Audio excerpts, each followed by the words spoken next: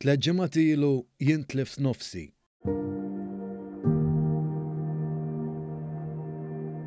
Kien dan il-kliem li juża Aldo Lombardi biex jiddeskrivi l-ġurnata li fiha tilfet ħajjitha traġikament martu Marie Claire f'inċident bil-mutur li kienet qed issuq fi triq l-Imdina fir-Rabat. Viżibilment emozjonat, Lombardi rrakkonta ma' One News l-għodwa traġika li fiha Marie Claire tilfet ħajjitha. Huwa spjega li kollox beda wara li waqa' kannestru mimli żebbuġ.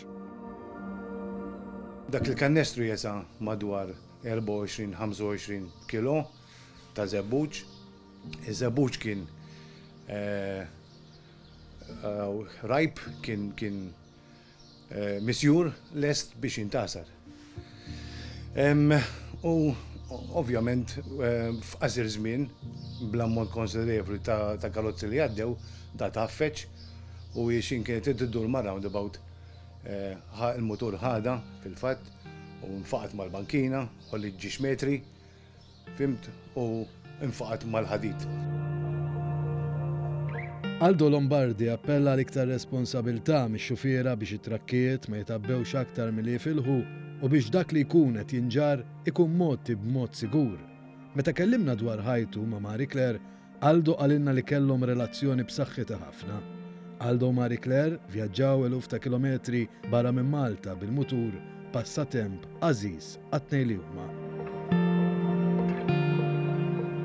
Tħobb il-muturi wkoll bħali kif għadlek kunna naqblu f'ħafna affarijiet u li nista' ngħid kemm ilha suq qatt ma kellna inċident.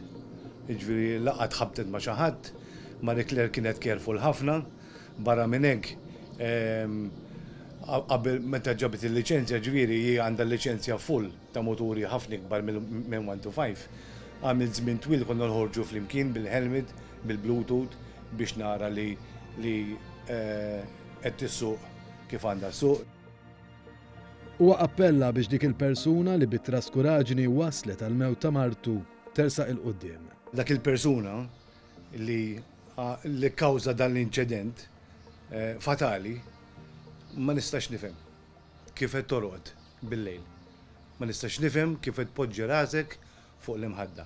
Qed ngħid nitlob għalik sewwa għax jiena dak huma l-valuri tiegħi, ħfirtlek minn qalbi, però ersaq il-qudiem għax il-ġustizzja trid isir.